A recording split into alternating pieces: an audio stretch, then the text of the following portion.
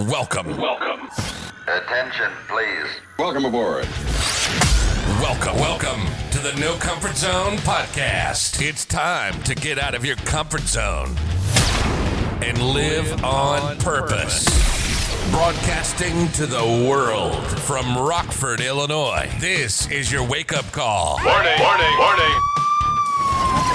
You are the solutions to all your problems. Stop thinking average. Become the hero version of yourself.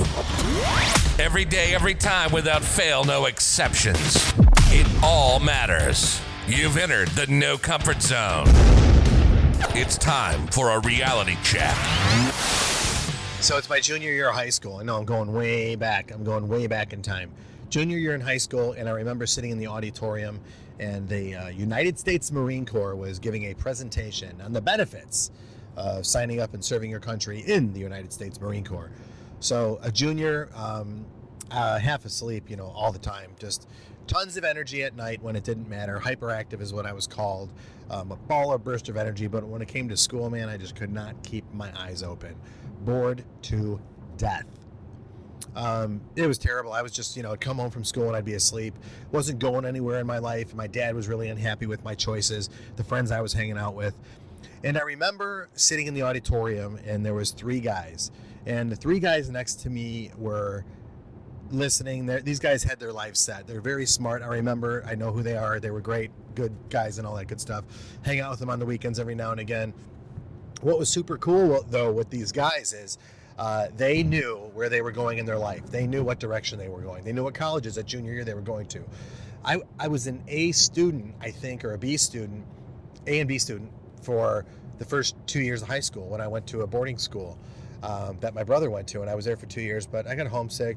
It was an all-boys school, and I wanted to be around girls, and it was really a tough time. And although I had some good memories and some good fun people there who I'm recently reconnecting with on social media, which is kind of cool. It's a long time ago, but real small place, and I had to get out of there. So I went back, and I was under the impression I was going to go back to high school with where my buddies were. But my dad was smart, and he knew that was probably the worst thing for me, and he didn't like me hanging out with my buddies all the time. So he sent me to a very strict Catholic school in Niles, Notre Dame, Illinois. Notre Dame, the School of the Dons, prep school, college prep school, all that good stuff. So, and I went there. I didn't fit in. I was absolutely did not fit in. I wasn't engaged. Didn't care about scholastics. Didn't care about sports. I just didn't fit in. And it was awkward. I lived far away, so I had to hitch rides home. Didn't want to take the bus. And it was just my dad worked up the street, and it was far away from our house. But, it was tough. So in the auditorium one day, I'm sitting there, and these other guys that are with me, they actually made a joke. They joked, "Hey, Dan, that's awesome that these guys are here and you're in this auditorium. You're listening to it because, you could never do that. We could do it, but we're going to college or whatever is kind of the tone that they had. But you could never do that. You would never do that." And I'm like, I don't even know that they were, I really didn't know that they were Marines until I started paying attention. And then I noticed their uniform and their command and their presence. And these were guys that were on stage, and you just knew, you didn't mess with them. Now here I am, I think I was 16 or whatever. Yeah, I didn't have my license yet. 16 years old, and I didn't have my license yet. And it's like these guys are talking. And boy, they had an impact on me. I don't know what they said, but it was the presence that they were talking. It's how they were talking. These guys weren't that much older than me, I didn't think. They were probably in their early 20s, but these guys were intense, completely awake, completely ready to go, dialed in. And I thought, man, I don't know, man, you're right. I could probably never do that. And I started to doubt. And then an argument with my father ensued that evening. And I had told him at the dinner table, and I hated eating dinner with my family. Let me just tell you, I hated family dinner because my dad would talk down to me. So I thought. Nobody would step up for me, and I just hated family dinners. I hated them. I miss them today like you have nobody's business. I miss my dad so much. It's crazy. My dad was teaching me the facts of life, and it's a terrible thing that I didn't appreciate at the time. I miss him every single day. He was a tough dude, and he was not polished, but I'll tell you what, man, he cared. He had passion. He tried super hard, and he did the right thing, and I think he was a good man. At the time, I thought he was a jerk. Hey, I was a teenager. So I tell him about the Marines and all that stuff, and he was in the Navy himself, and he's like, there's no way. There's no way you could never do that. Now I got people telling me there's no way I could do that. Why not? Am I really that weak of a human being? And it was game on. Ever since then, ever since that moment in my life, I remember, well, I'm going to do it. I was laughed at. I went to the Marine recruiter. I got a ride there. I took a test, and the Marine recruiter told me this. And I'm not even kidding, man. You could fact check me and all that other stuff. He looked right at me and he said, Dan, I don't know how to tell you this. You're persistent, but you scored so low that you scored so low on the test.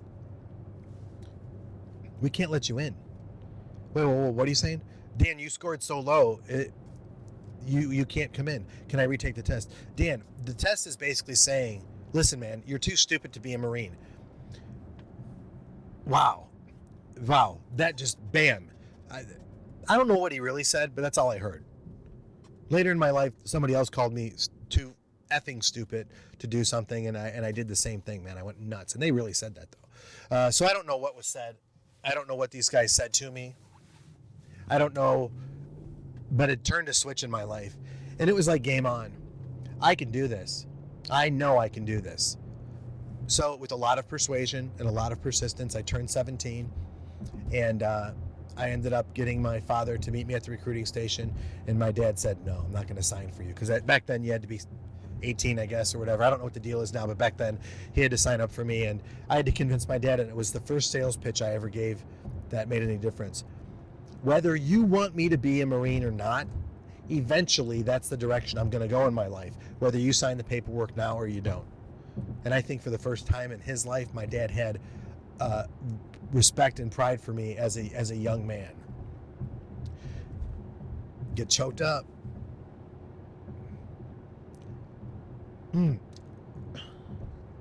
It's the best decision I ever made.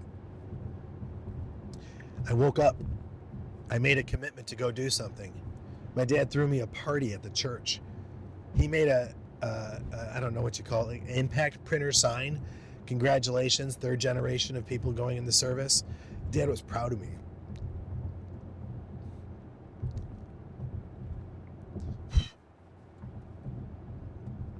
Then he was always tight on money, but it was funny. He ended up sending me, went to boot camp. I could tell another story about that, but he went to boot camp. And the cool thing about him and me in boot camp is along the way, my instructors were really encouraging me, more so than others, to actually graduate on time, because I was a terrible shot with the M16A2 rifle, which I learned to master later on. And like nobody's business, I was awesome with that weapon. I was awesome. Staff Sergeant Williams, if you're still alive, this is Dan Brzezowski from Lima Company in 1998, 3rd Battalion. You trained me to be a Marine, and you also taught me how to shoot that rifle like nobody's business. I remember going on the firing line with him because he didn't want me to not graduate. My father ended up calling, and later I find out he encouraged them to work with me, and I don't know what happened, but they did. And I ended up getting my marksman's badge, and then I ended up shot perfect throughout the rest of my career, perfect on every range that I was on, and it was amazing. They taught me how to shoot a weapon like nobody's business. But that's not really about this, and I'm sorry, but I digress. Got all caught up earlier, so I had to get back on track. When he came to see me at graduation, he didn't have the money to get there, and they flew down to see me during Thanksgiving is when I graduated in 1998, and it was an awesome moment. I was so proud my dad showed up for me. Man, that's amazing that I'm going through this right now. I didn't think I would go here with this, but when I talk about what I learned in the Marines, and I wasn't even going to talk about this today, but what I learned in there, it's lead, follow, or get out of the way. Lead, follow, or get out of the way. I'm currently working on something where I have one leader, a young lady that I work with who's the head of her department, and with what she's doing, she's leading. And if you want to do great leadership, and if you want to move things in the right way, throw some energy, delegate some authority, and then get other people to support the person that's leading the way. And I have 2 other people in the organization who are actually supporting that person, and I'm giving them tasks to do in front of the organization. So it's basically I have multiple managers, and I have 3 women in leadership roles, and I have 5 other male managers. I'm not segregating. I'm just saying one woman's taking charge in one aspect, another leader woman is taking supporting role, but also leading, and then another one supporting role. And we'll see how it goes today, but I know what's going to happen. When you have that much energy and that much passion thrown into a small space, people will follow. People will follow. These people, my leaders that I've just recently promoted, have opinion, they have process, they have direction, and they have leadership, and they're willing to serve. And I think it's going to be a great day in that. And I'm all over the place on this podcast today. But from that moment when somebody told me, you know what, Dan, I don't think you could ever be a Marine. You could never do that. To becoming a Marine and to becoming Marine of the Year at Quantico Marine Base, and I think it was 1990, and to enjoy my career so much and work with some of the great officers and the great NCOs and all those people and all those leadership lessons that I learned while in, from Top Marler, to Staff Sergeant Jargison, I think his name was, there's just so many people I could go through. I learned a lot of good leadership stuff, and I'm grateful, forever grateful for that today. And then, after the Marines, all that structure, I was left to my own devices, and I was left to my own choices, my own freedom. And I made really bad choices, and I made really bad decisions, and I didn't handle the consequences well. When I got more structure in my life, whether it was through rehab, whether it was through, being really sick in the hospital for a while, whatever structure I thrived in. Even my therapist told me that, Dan, you thrive in an environment of structure.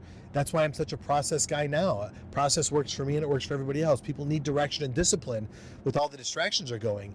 And even more so is all those leadership lessons and all the failures that I've made. I was able to come up with this blueprint from my time in the Marines, from my personal growth journey, which is still going today. It's been over almost 30 years now. Tying all that together to get out of adversity and work through challenges and help people along the way to get to my goals. There's a blueprint that I have, and I look at it every single day. And if you're interested in the blueprint, if you want help, go to it. It's the NoComfortZone.com. And what I'd like you to do is give me your email. We can communicate. I'll be sending you emails to encourage you throughout the day in the blueprint and just for you to achieve your goals. And yeah, I am trying to create a movement, and I'm trying to do it the right way. And I'm trying to do it in a way where I can help and support you and serve you. And that's my mission, to help you get out of your comfort zone and live on purpose. Getting ready to head into a meeting right now. I got a little speaking engagement I have to do for my team, and I'm going to go blow it up. But I hope you have a fantastic day and are grateful for where you're at, and grateful because you have the opportunity to choose where you're going. Okay? Hope you have a great day, and thanks again for listening to my podcast. Say goodbye. Want more of the No Comfort Zone? You can follow Dan on Instagram and Twitter at NoComfortZone1. Bye. Or on the web at thenocomfortzone.com. Bye-bye. Bye-bye. Thanks for listening to the No Comfort Zone podcast. Bye-bye. Bye-bye.